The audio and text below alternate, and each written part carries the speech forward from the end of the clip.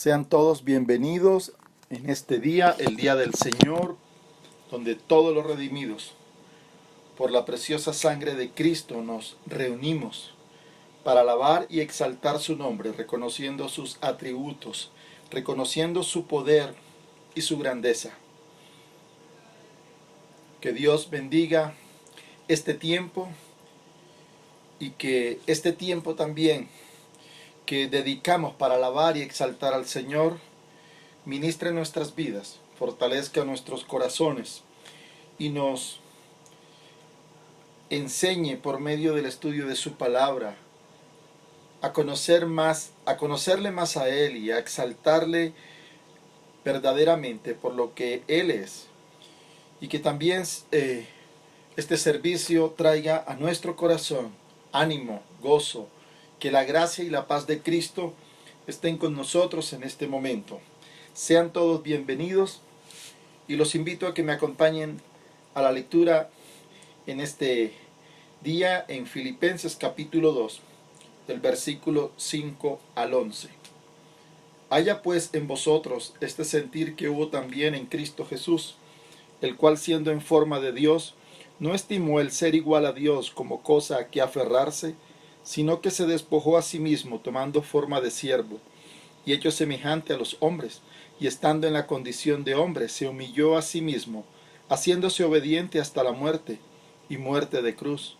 Por lo cual Dios también le exaltó hasta lo sumo, y le dio un nombre que es sobre todo nombre, para que en el nombre de Jesús se doble toda rodilla de los que están en los cielos, y en la tierra, y debajo de la tierra, y toda lengua confiese que Jesucristo es el Señor, para gloria de Dios Padre. Señor, te damos gracias, Padre. Nos has permitido, Señor, congregarnos nuevamente de esta forma tan inusual desde cada uno de nuestros hogares, pero teniendo la certeza de que estamos unidos en tu amor. Hemos leído aquí en tu palabra que para darte la gloria a ti, para exaltarte a ti, lo hacemos cuando confesamos que Jesucristo es el Señor. Y eso es lo que queremos hacer en este tiempo en que nos permites congregarnos, con nuestro corazón, con nuestras alabanzas, decirte, tú eres el Señor. Y que tú recibas, oh Padre, toda la gloria. Señor, toma este tiempo, Padre, y recíbelo como una ofrenda viva que dedicamos a ti. Trae consuelo al corazón que esté afligido en este momento por medio de este servicio. Trae ánimo, fortaleza a aquellos que se han debilitado en la fe, Señor.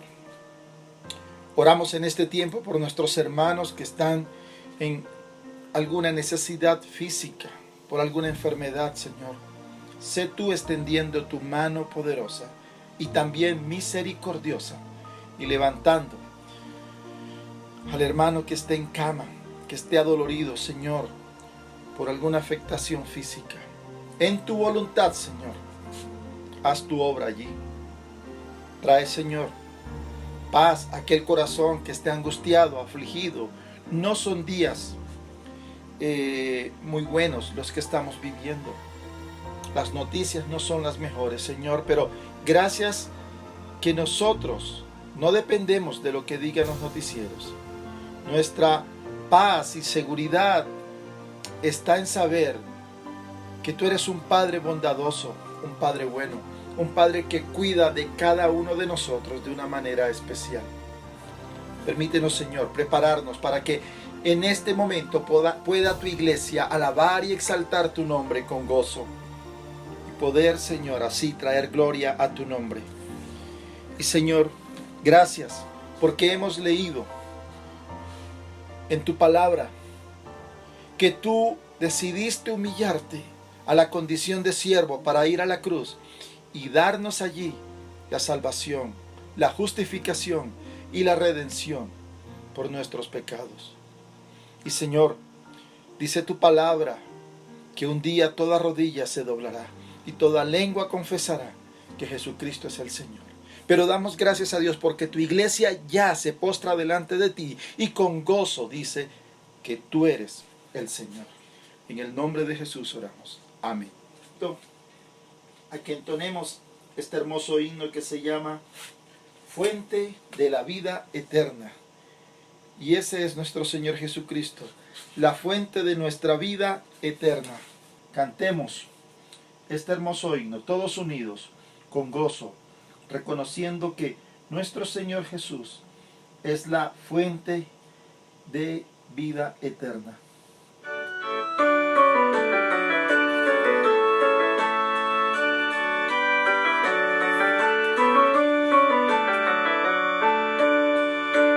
Fuente de la vida eterna y de toda bendición, ensalzar tu gracia tierna debe todo corazón. Tu piedad inagotable, abundante en perdonar, único ser adorable, gloria a ti debemos dar. De los cánticos celestes te quisiéramos cantar, entonados por las huestes que lograste rescatar. Alma que a buscar viniste, porque les tuviste amor, de ellas te compadeciste con tiernísimo favor. Toma nuestros corazones, llénalos de tu verdad, de tu espíritu los dones y de toda santidad. Guíanos en obediencia, humildad y puro amor. Nos ampare tu presencia, oh bendito Salvador.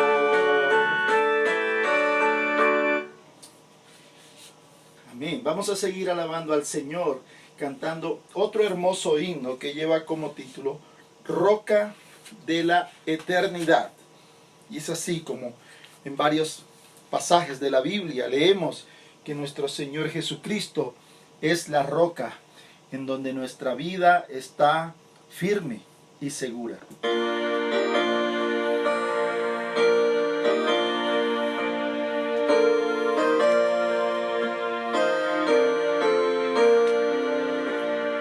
Roca de la eternidad, fuiste abierta tú por mí, sé mi escondedero fiel, solo encuentro paz en ti, rico, limpio manantial, en el cual lavado fui, aunque sea siempre fiel, aunque llore sin cesar, del pecado no podré justificación lograr, solo en ti teniendo fe,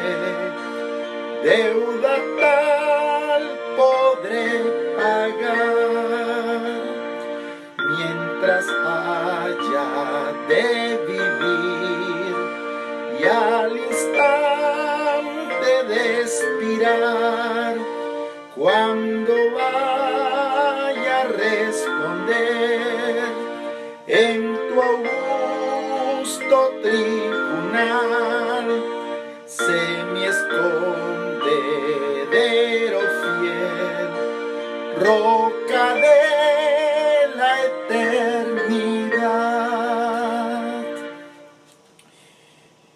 Qué gran promesa saber que cuando estemos delante del trono del Señor, nuestro Jesús será nuestro abogado, nuestro escondedero fiel, nuestra roca de la eternidad. Vamos a continuar alabando al Señor, cantando este hermoso himno, Reina Dios.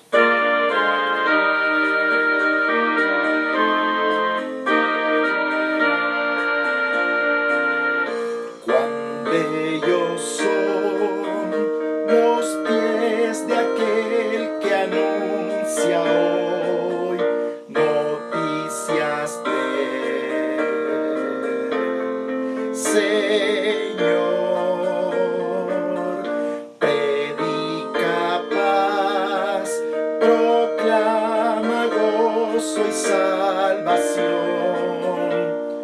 Reina Dios, Reina Dios, Reina Dios, Reina Dios, Reina Dios, nuestro Dios. No vimos hermosura ni atractivo en él cuando en la cruz murió. Fue afligido, mas su boca no abrió. Redención Él obró. Reina Dios, Reina Dios, Reina Dios, nuestro Dios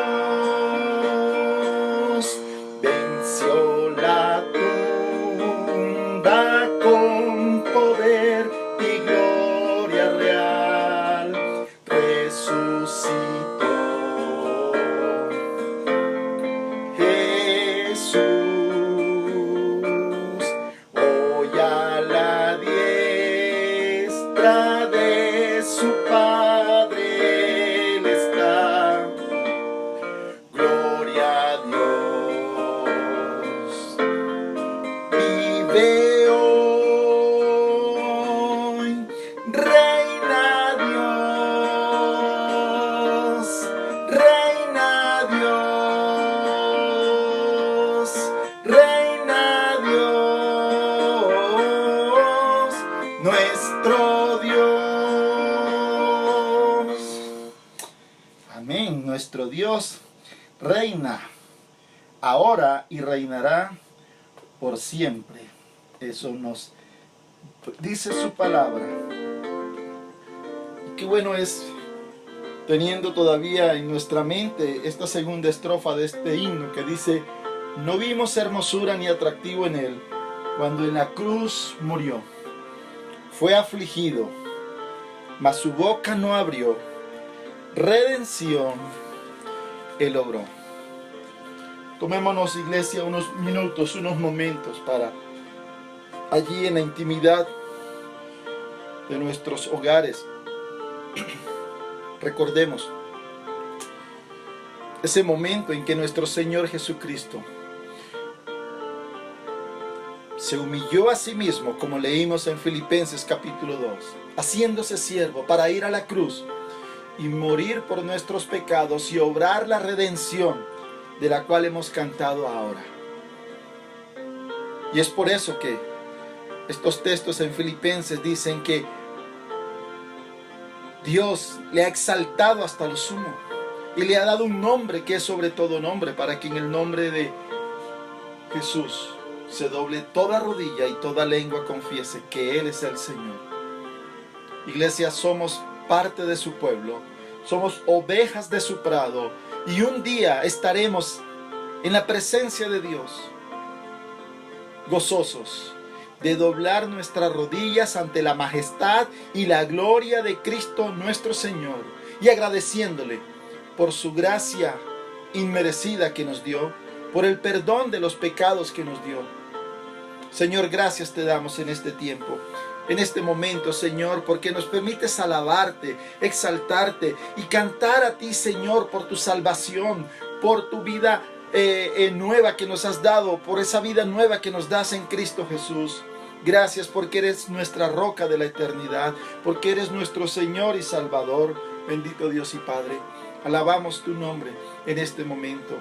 Gracias también te doy por las ofrendas de la iglesia que por medio de estos hermanos fieles tú envías, Señor, y bendice la economía de cada uno de los hogares que forman esta congregación. Y ahora también, Señor, te pedimos que nos guíes en el estudio de tu palabra, que hables a nuestros corazones, que tu palabra penetre en lo más profundo de nuestro ser y podamos ver en ella la majestad y la gloria tuya, Señor. Que nos acerque más a ti, que nos haga conocerte más. Que tu gracia, Señor, nos lleve a adorarte con un corazón sincero, Señor, por medio del estudio de tu palabra. También oramos, Señor, para que esta palabra por estos medios del internet puedan llegar a muchas vidas, a muchos corazones, Señor, que no te conocen. Y permite que esta palabra llegue con poder a ellos y traiga salvación y vida eterna también a todo el que le escuche, Señor, en este momento. Y también, Señor, pueda doblar sus rodillas y expresar con su boca que tú eres el Señor, para gloria de Dios Padre. En el nombre de Jesús oramos. Amén. Vamos entonces a la palabra de Dios y les invito a que vayamos al Salmo número 2. Salmo número 2. Y vamos a estar allí estudiando este salmo y que Dios hable a nuestros corazones por medio de su palabra. A manera de introducción, una de las cosas que nuestro Señor Jesús advirtió en más de una ocasión a sus discípulos es que ellos serían aborrecidos y perseguidos por el mundo. Esta advertencia Él se las hace allí en Mateo capítulo 5, en el versículo 11, cuando dice: bienaventurados sois cuando por mi causa os vituperen y os persigan y digan toda clase de mal contra vosotros mintiendo. También en Juan capítulo 15, versículo 18, el Señor les dijo a sus discípulos: si el mundo os aborrece, sabed que a mí me ha aborrecido antes que a vosotros. Si fuereis del mundo, el mundo amaría lo suyo. Pero como no sois del mundo, antes yo os elegí del mundo, por eso el mundo os aborrece. Y nos preguntamos en este día, ¿por qué esa hostilidad del mundo? ¿Por qué ese antagonismo? ¿Por qué ese rechazo del mundo hacia nuestro Señor Jesucristo, hacia su mensaje, hacia todos aquellos que le seguimos? Bueno, ahí mismo, en el mismo capítulo de Juan 15, en el versículo 25, el Señor dice y da la respuesta: sin causa me aborrecen, o sin causa me aborrecieron. Bueno, es de ese aborrecimiento, de ese rechazo, de esa hostilidad sin causa, de lo que trata el Salmo 2. Es un salmo escrito por David 100 años antes de que Jesús viniera al mundo. Vamos al Salmo y leamos juntos, con mucha atención, su palabra. Salmo 2 dice: ¿por qué se amotinan las gentes y los pueblos piensan cosas vanas? Se levantarán los reyes de la tierra y príncipes consultarán unidos contra Jehová y contra su ungido, diciendo: rompamos sus ligaduras y echemos de nosotros sus cuerdas. El que mora en los cielos se reirá. El Señor se burlará de ellos. Luego hablará a ellos en su furor y los turbará con su ira. Pero yo he puesto mi rey sobre Sión, mi santo monte. Yo publicaré el decreto. Jehová me ha dicho, mi hijo eres tú. Yo te engendré hoy.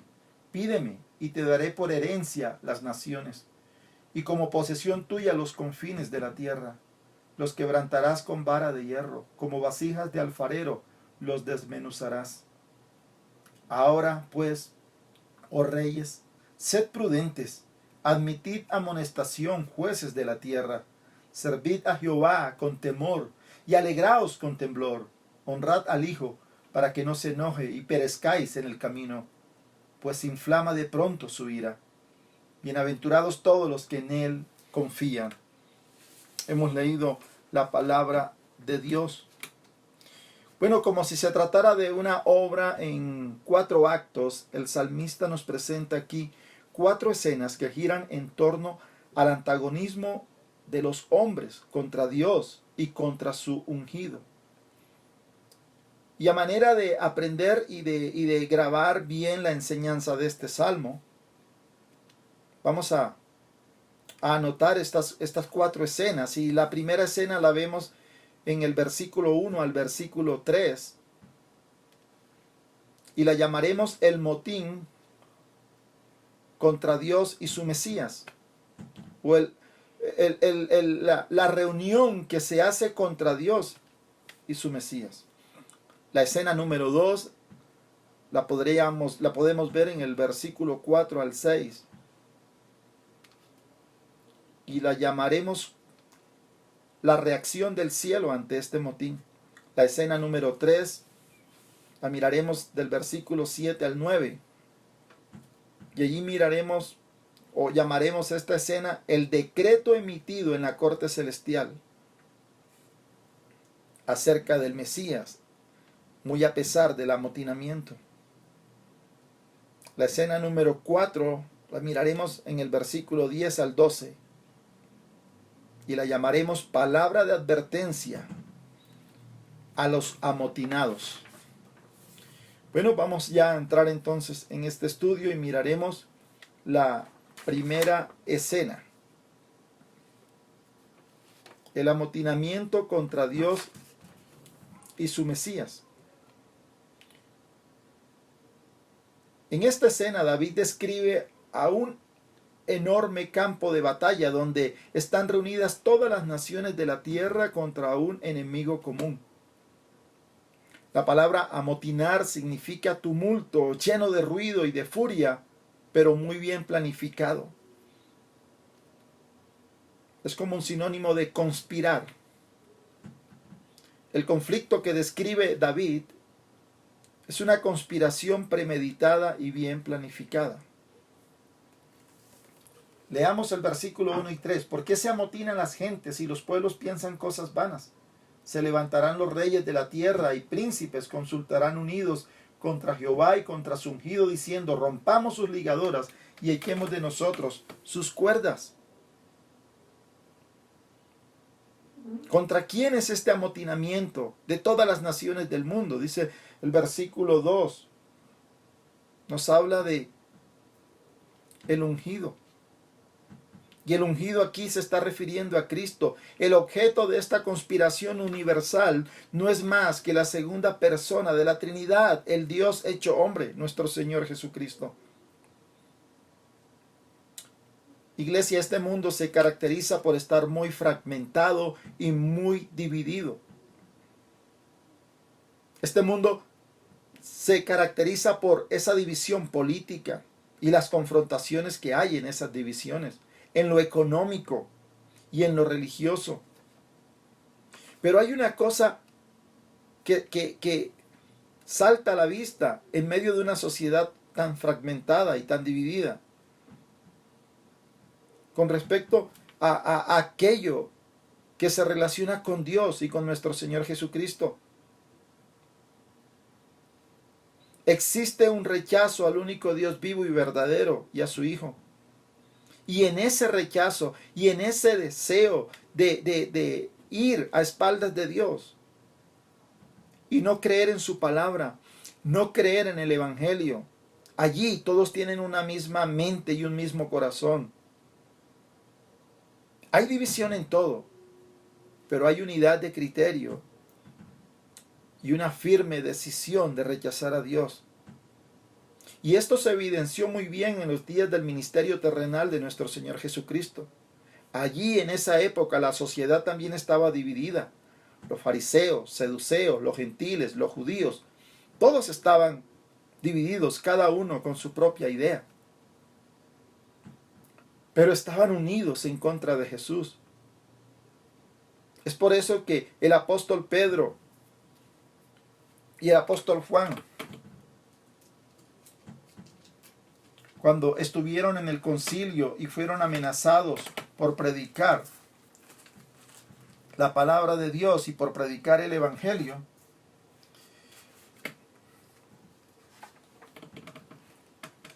delante de Poncio Pilato y de Herodes, ellos citaron este salmo. Podemos ir a Hechos capítulo 4, versículo 24, y dice que, y ellos habiéndolo oído, alzaron unánimes la voz a Dios y dijeron, soberano Señor, tú eres el Dios que hiciste el cielo y la tierra, el mar y todo lo que en ellos hay. Versículo 25, que por boca de David, tu siervo, dijiste, ¿por qué se amotinan las gentes y los pueblos piensan cosas vanas? Se reunieron los reyes de la tierra y los príncipes se juntaron en una contra el Señor y contra su Cristo, porque verdaderamente se unieron en esta ciudad contra tu santo Hijo Jesús, a quien ungiste, Herodes y Poncio Pilato, con los gentiles y el pueblo de Israel. Aquí están estos apóstoles leyendo, citando este mismo salmo. Y mencionan que se unieron allí contra Jesús y contra Dios el Padre, Herodes y Poncio Pilato.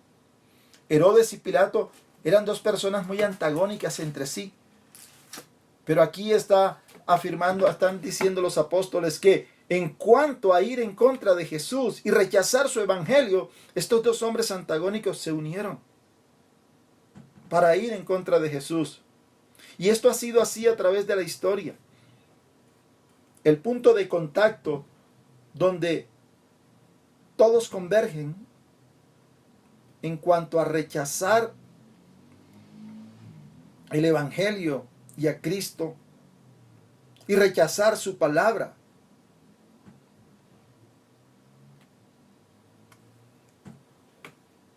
Todas las ideologías del mundo incrédulo, convergen allí en eso, en este rechazo. El mundo podrá estar dividido en muchas formas y de muchas formas, en muchos conceptos, en muchas ideologías.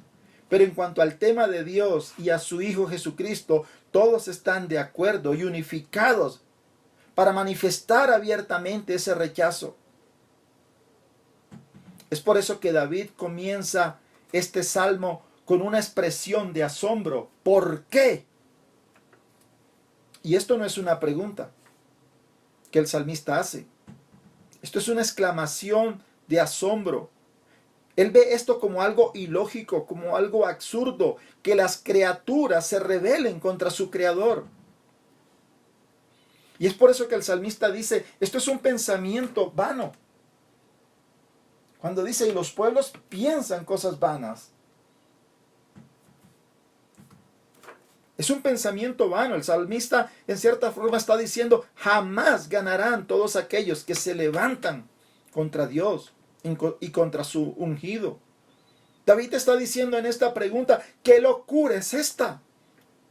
Lo que toda la humanidad está haciendo.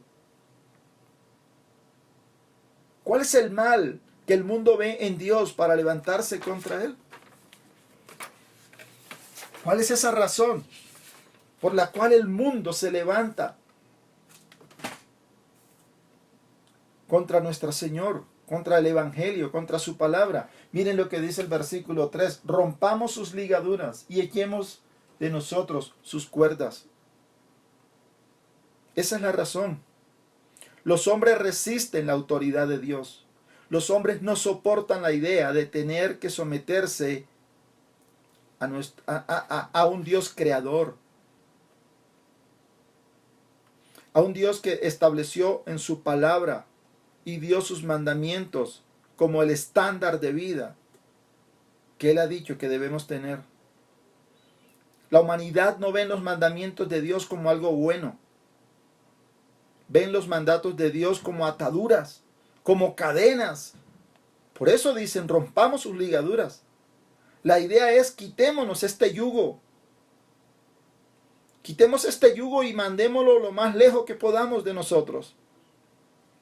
Y es aquí donde vemos, iglesia, que el problema de los incrédulos no es un problema intelectual, no es porque no haya evidencias de la existencia de Dios.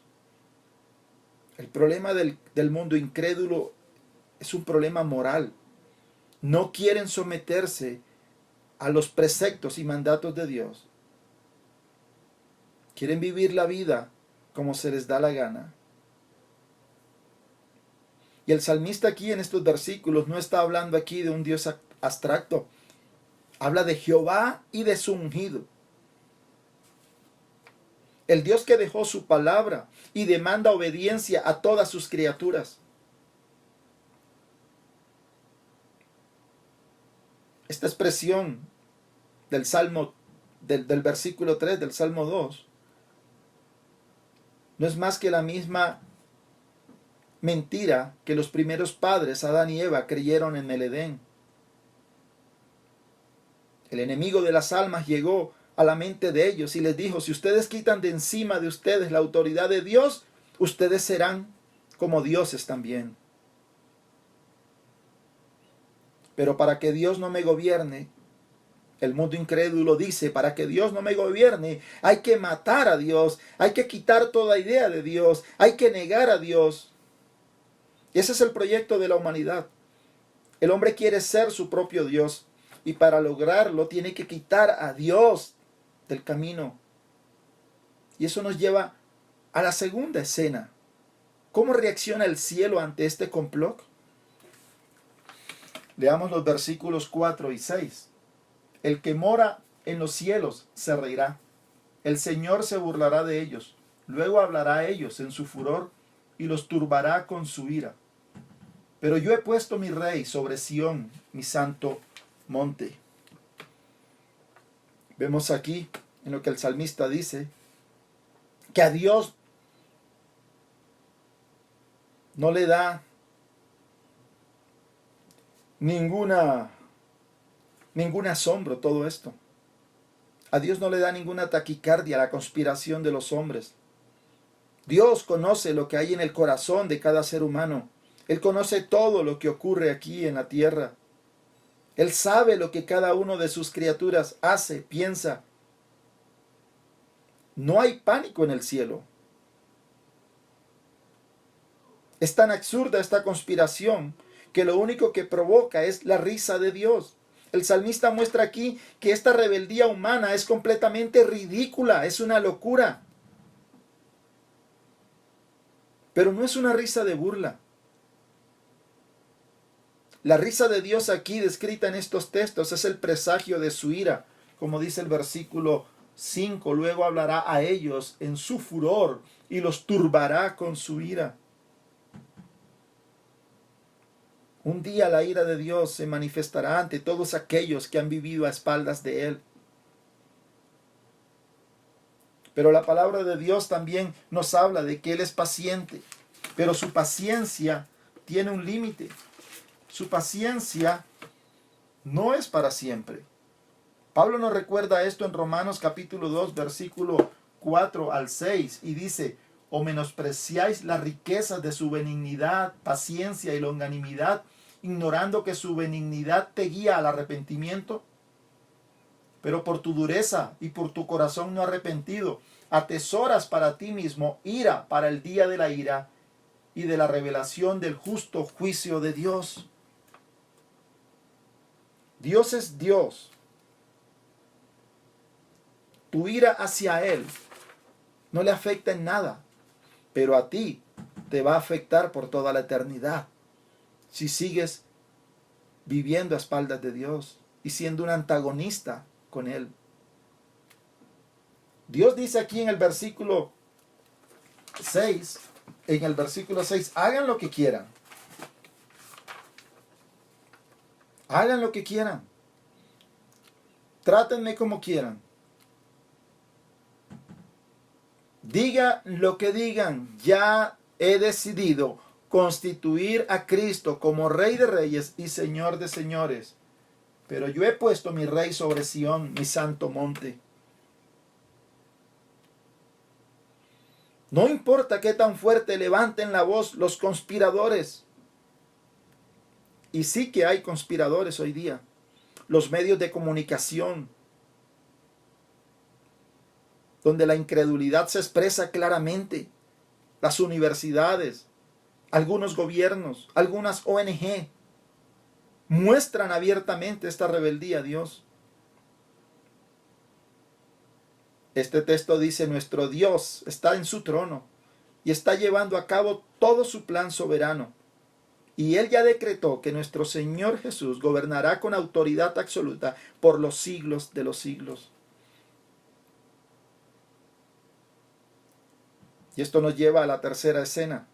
El decreto emitido en la corte celestial. Miremos el versículo 7 al 9. Yo publicaré el decreto. Jehová me ha dicho, y aquí está hablando Jesús: mi hijo eres tú, yo te engendré hoy. Pídeme y te daré por herencia a las naciones, y como posesión tuya los confines de la tierra. Los quebrantarás con vara de hierro, como vasijas de alfarero los desmenuzarás.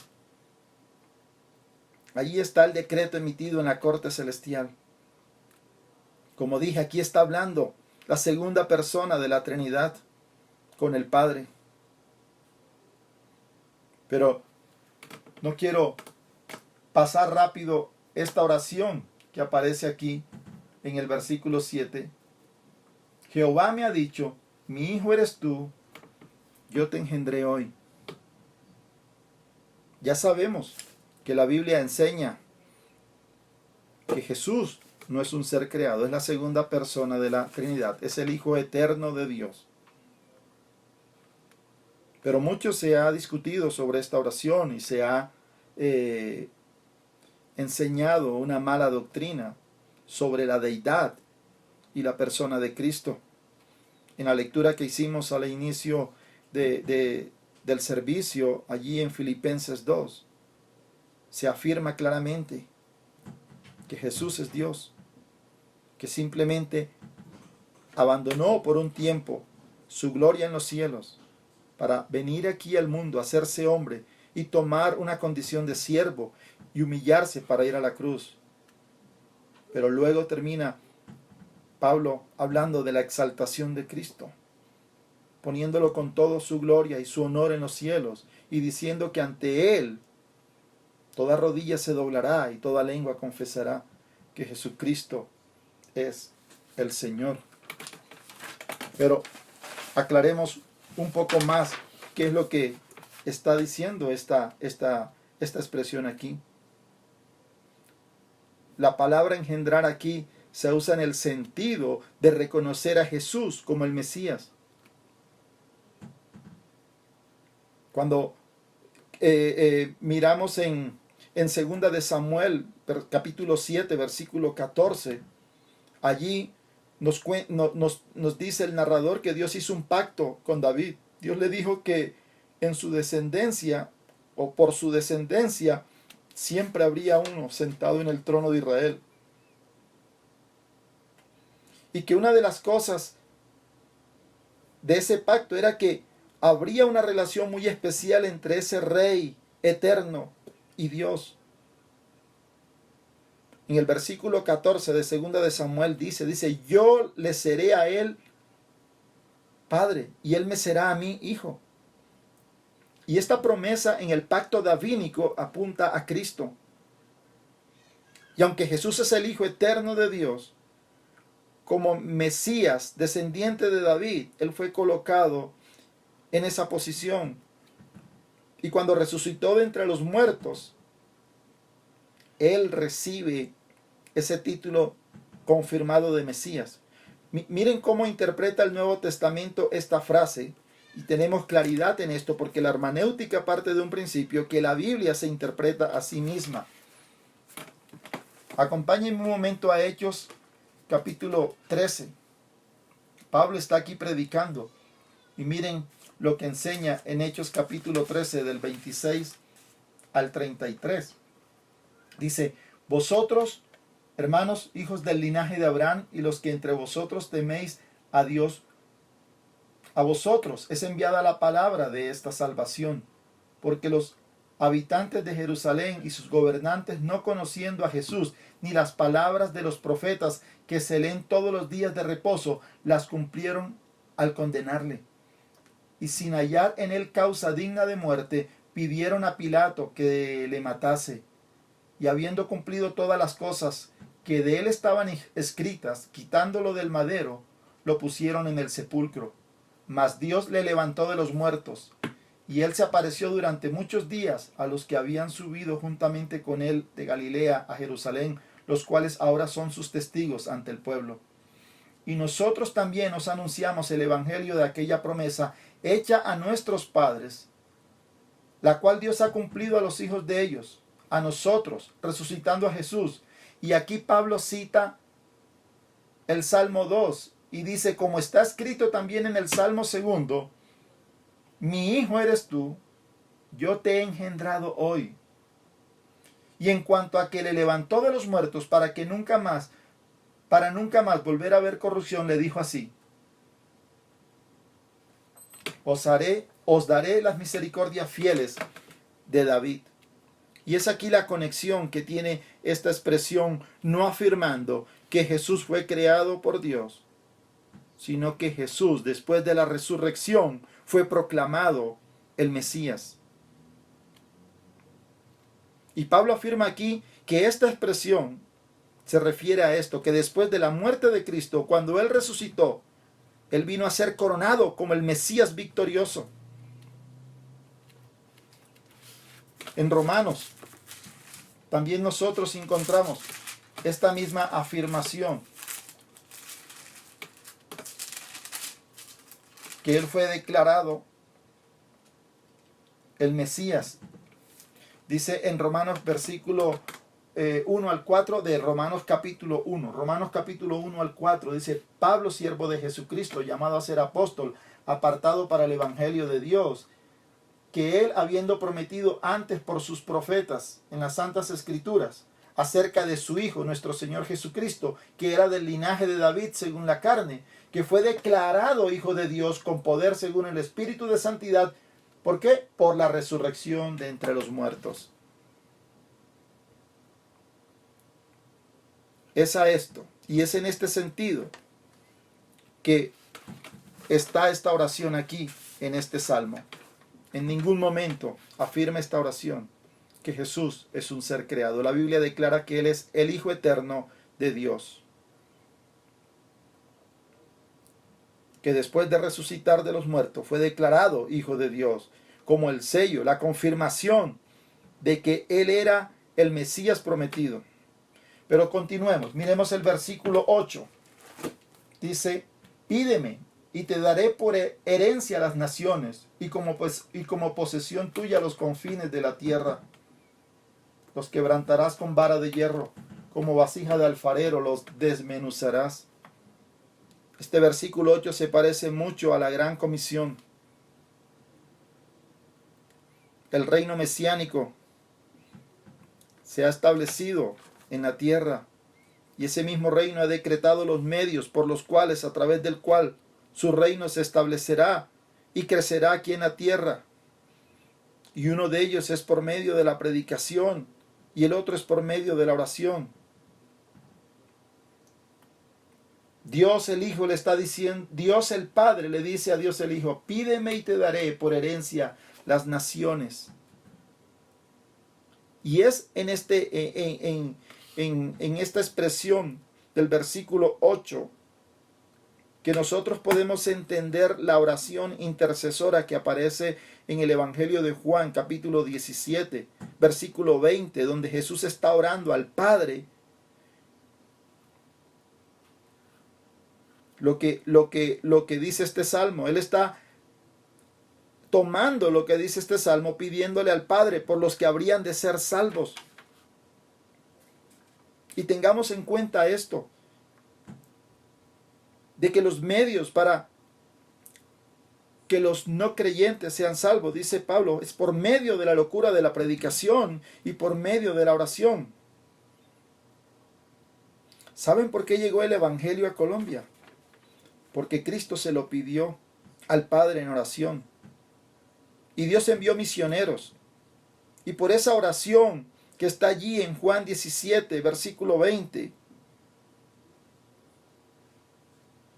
es que tú y yo hoy conocimos el Evangelio. Y el Evangelio seguirá predicándose hasta que todos sus enemigos sean puestos por estrado de sus pies. Unos postrados ante el Señor por un arrepentimiento genuino, y otros serán puestos a la fuerza para que reconozcan que Jesucristo es el Señor y luego serán lanzados al infierno. Esa es la idea que da el versículo 9. Los quebrantarás con vara de hierro, como vasija de alfarero los desmenuzarás. Los que ahora rechazan la misericordia de Cristo, un día tendrán que verse con Él cara a cara, pero ya no como un juez salvador lleno de gracias, ya no como un salvador lleno de gracia, sino como un juez que va a juzgar con vara de hierro. Y esto nos lleva ahora a la tercera escena. Nos lleva ahora a la cuarta escena. Continuemos allí leyendo del versículo 10 al 12. Ahora pues, oh reyes, sed prudentes y admitid amonestación, jueces de la tierra. Servid a Jehová con temor y alegraos con temblor. Honrad al Hijo para que no se enoje y perezcáis en el camino, pues inflama de pronto su ira. Bienaventurados todos los que en Él confían. Aquí están las palabras de advertencia a todos aquellos que se han unido con el único propósito de rechazar a Dios el Padre, a Dios el Hijo y querer vivir vidas apartadas de Él. La amonestación de Dios. Miremos el versículo 10 nuevamente. Ahora pues, oh reyes, sed prudentes. Admitid amonestación, jueces de la tierra. Aquí se está dirigiendo a reyes y a jueces. Esta amonestación de Dios va dirigida a los que están en autoridad, en representación de las naciones que gobiernan. Se está diciendo, presten atención. Escuchen la amonestación. Y el versículo 11 les dice lo que realmente tienen que hacer. En vez de estar en contra de Dios, en vez de estar viviendo a espaldas de Dios, en vez de estar legislando sus países fuera de las normas de Dios, la amonestación va dirigida a ellos y les dice, servid a Jehová con temor con temor y alegraos con temblor. Honrad al Hijo para que no se enoje y perezcáis en el camino, pues inflama de pronto su ira. La amonestación les está diciendo cómo deben adorar a Dios, con temor y con alegría. Les está diciendo el salmista, celébrenle a Él una fiesta solemne. Dios está amonestando a los líderes de este mundo y los invita a pensar con sensatez. Les está invitando a que quiten la rebeldía de sus corazones y honren al Hijo. Esta misma expresión lo dijo Jesús en los evangelios. Él dijo, el que no honra al Hijo, no honra al Padre. Él les está animando a someterse a Él. Y el Salmo termina con una bienaventuranza. Dice la parte final del versículo 12, bienaventurados todos los que en Él confían.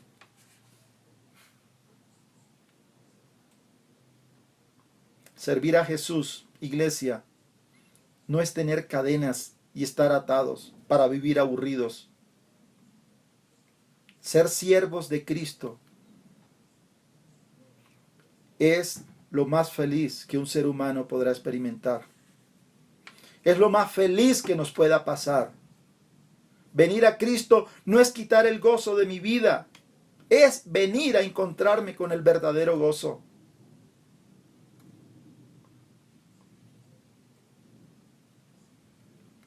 Dios hoy está haciendo esta amonestación y está dando la oportunidad de que vengas a Él. No sigas en guerra contra el Dios del cielo, porque no tienes ninguna probabilidad de salir victorioso en esa contienda. Él es todopoderoso. Y Dios ya decretó que toda rodilla se doblará y toda lengua confesará que Jesucristo es el Señor.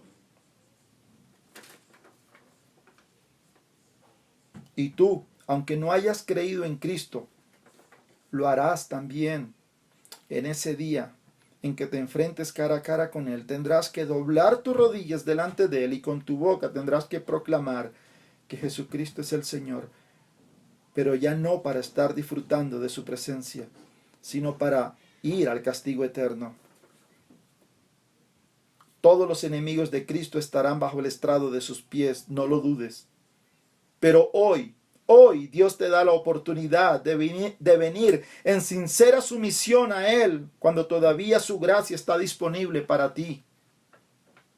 Dios hoy te está dando esa oportunidad. Ven a Él. Ven a Él.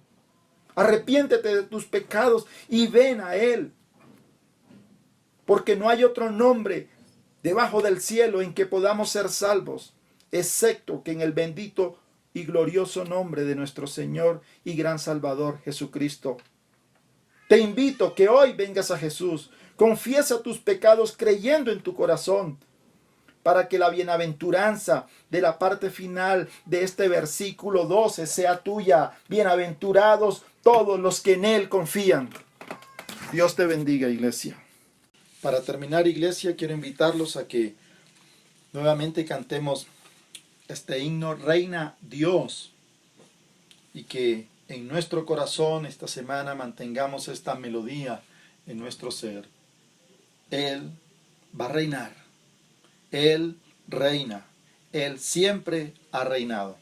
Cantemos juntos. Reina Dios.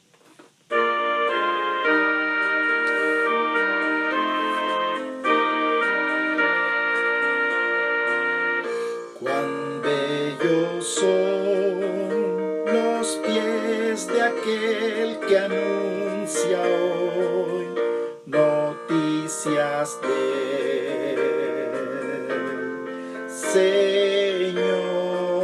Señor, predica paz, proclama gozo y salvación. Reina Dios, reina Dios, reina Dios, reina Dios, reina Dios, nuestro Dios. No vimos hermosura ni atractivo en él cuando en la cruz murió. Fue afligido, mas su boca no abrió. Redención Él obró. Reina Dios, reina Dios, reina Dios, nuestro Dios venció la tumba con poder y gloria real, resucitó. Jesús hoy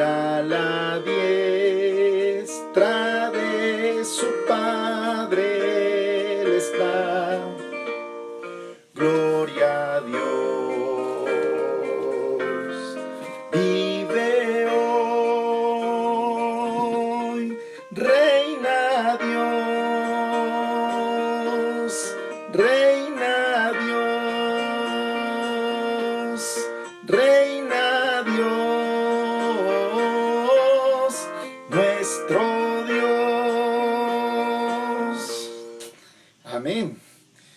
Iglesia, Dios te bendiga. Envío para todos un fuerte abrazo y estamos despedidos.